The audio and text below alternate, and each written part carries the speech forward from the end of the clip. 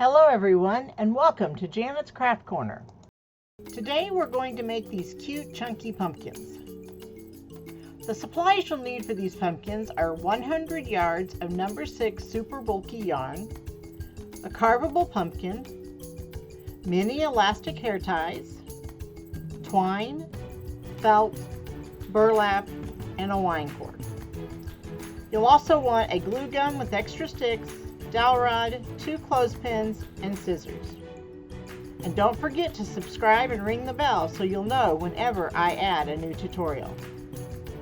Now let's get started.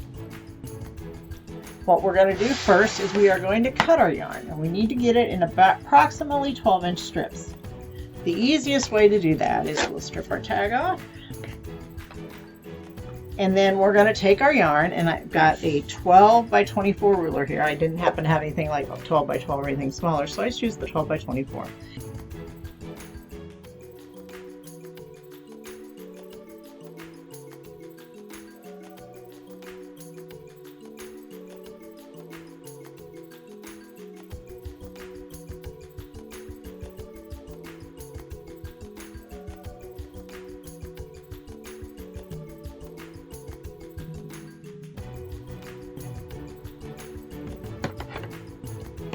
Okay, once you get it all done, and it doesn't matter where this extra edge ends up, although it's in the up here where I want it. We're going to slide our hand under so that we try to keep our hand in there. And then we are going to just simply slide them off the edge. And you kind of got to slide on both ends to get them to come off smoothly. Trying to keep this in the camera range for you. There we go, off the end. You can see there. And then we are going to cut the end here. What happened to my good scissors? So we'll just use these scissors. We're going to cut just straight across this end where it was folded over the top there.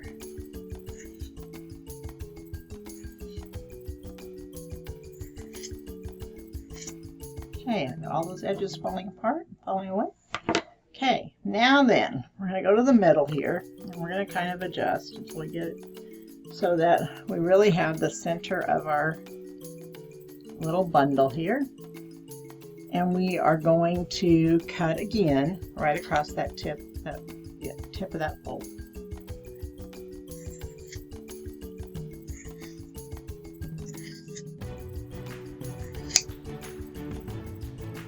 You can feel that I didn't get one down there.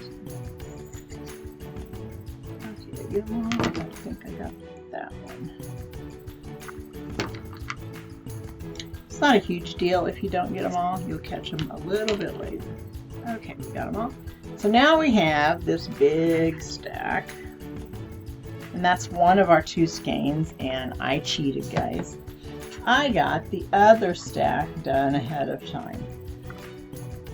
So now we have 2 large stacks of yarn, strips about 12 inches each. So we're going to get some extremely small rubber bands. And I'm going to get mine out here. And the clear ones are nice because they go a little better. But I had trouble finding the clear ones this time. So you're not actually going to see these. And I dumped them, so I have lots of carbon fibers in here. Okay, you're not actually going to see these. So we're going to get our little rubber bands. And we're going to take and get 9 strips. So we have 9 strands. You can see one of them's a little long here. That's okay, not a big deal. So we have 9 strands, and we're going to try to keep our little ends as even as possible up here.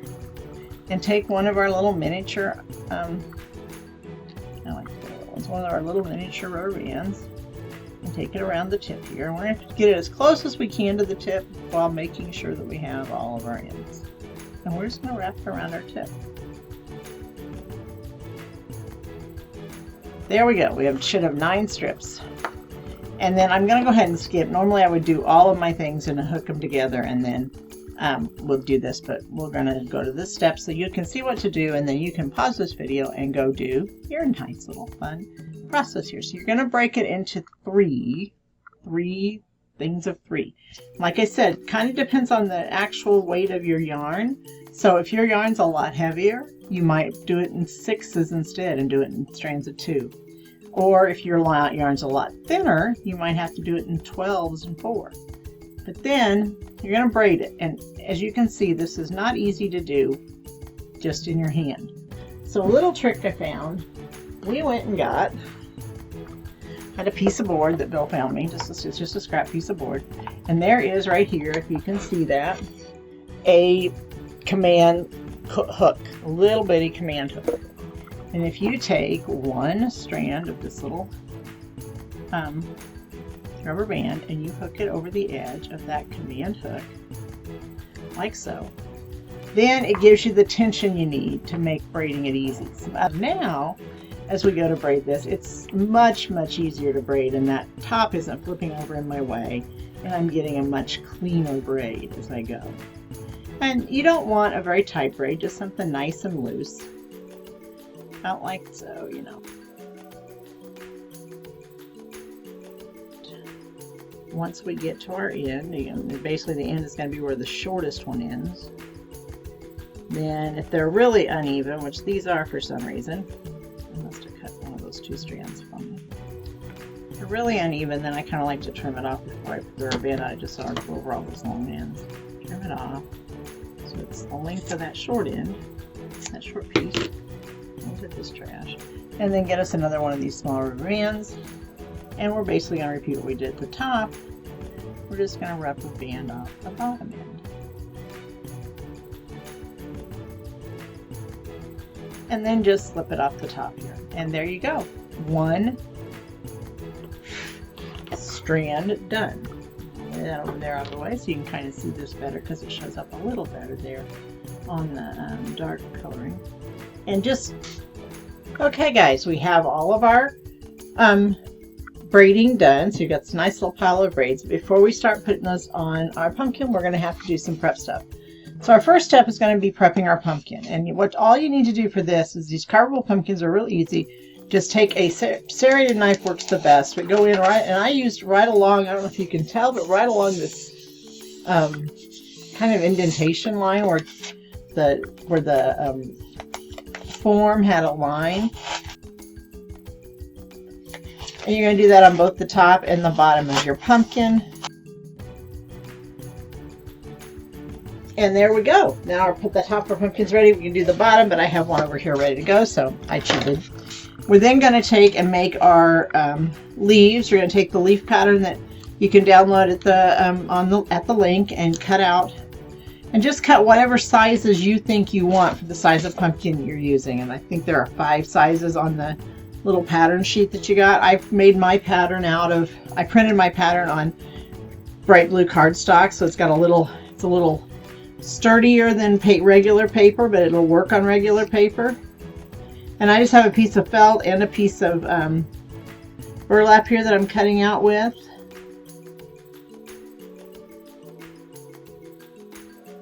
So there's my leaves for this one. I'm probably just going to put 2 leaves on it. Okay. And so we can set those aside. I have a couple of smaller leaves over there if I decide I want to use more. And then we need to make our tendrils. And this is a lot easier than you think. I've seen a lot of people who make it using Mod Podge. And to me, that's just a huge mess. And it's really stiff.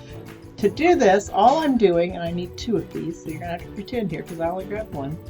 But you're going to use a clothespin and clip it to a dowel rod. Clip the end to a dowel rod. And then you're just going to wrap it around the dowel rod.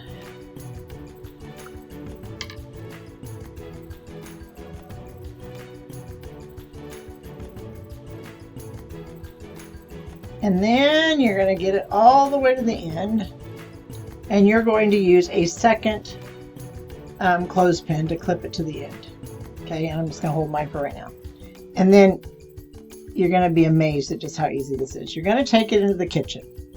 And you're going to sit it in some water. I just filled my sink with a couple of inches of water. Sit it in the water long enough for the twine to absorb the water and get wet. So it's just a minute or 2. It doesn't take it very long to get good and wet. And then you're going to lay it on a piece of parchment paper on a cookie sheet and put it in the oven for 15 to 20 minutes on the lowest setting you can get. And then you're going to end up with a tendril that looks something like this. And as you can see, that's an awesome tendril, and it's not stiff. So I can work with it, and I can straighten it out some. make it a little, see, I can make it straighter if I want to. Straighten it out a little bit, or I can keep it all kinky, however I want to do it, whatever looks best on my pumpkin at the time. Okay, so that's your prep work. Okay, so let's do our final assembly on our pumpkin. And all we're going to do is we're going to run a little bead of glue. You need your glue gun, haha. Get that out, didn't you? Run a little bead of glue. I'm going to do a couple inches worth. And then I'm going to take a stack of these, and I'm just going to start laying I use the rubber band as my point for where I put the glue. Oops, that didn't hold very well. So hold that there. I'm just going to lay these in there along that glue strip. And I'm going to lay them as close as I can to each other. And try to keep them off of that glue, and just keep working my way around, adding more and more glue and more pieces.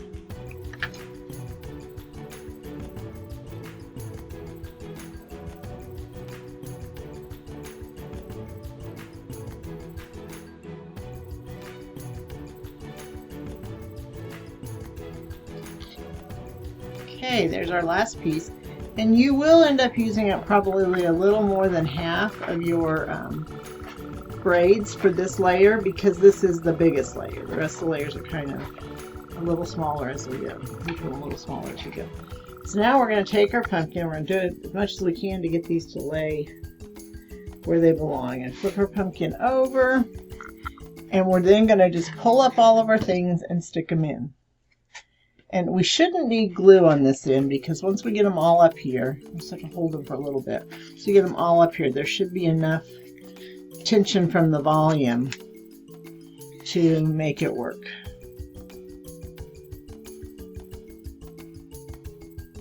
Now, as you can see, we've still got quite a few white spaces, so we need another row. And again, I like to glue my bottom.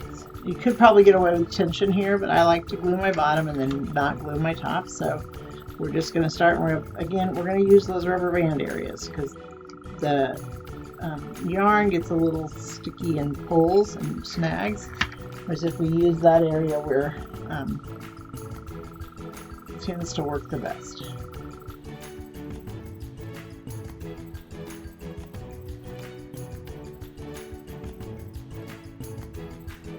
So again, we flip around and we pull them up, and we're kind of going to try to fill in some of our white holes as much as we can as we go around the pumpkin. Fill in as many of our holes as we can right now. We've still got plenty of strips here. And some of you have to stretch a little to get them to fit, and that's okay. They'll hold eventually because they'll get enough tension on them. Others are too long.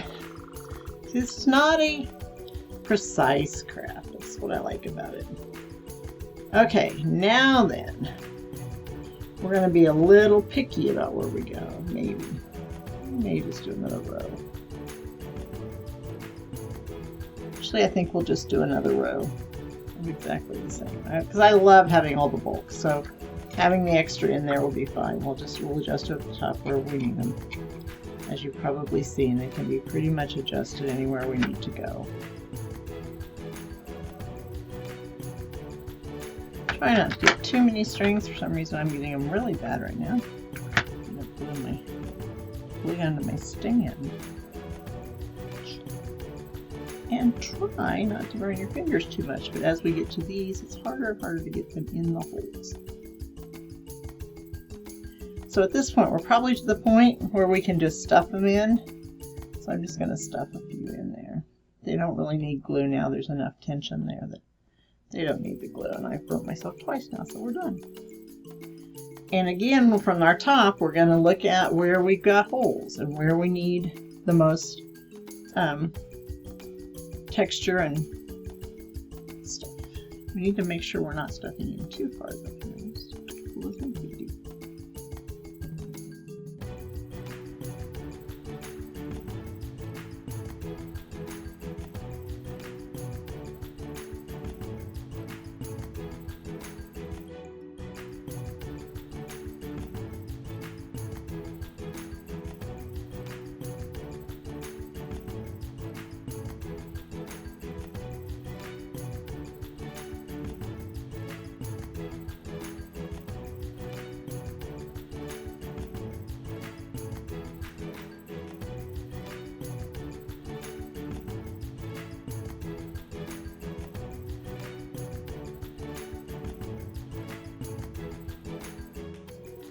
So once we've got this done, we're going to kind of see how we're going to arrange things. That looks good. Probably don't need this much tendril.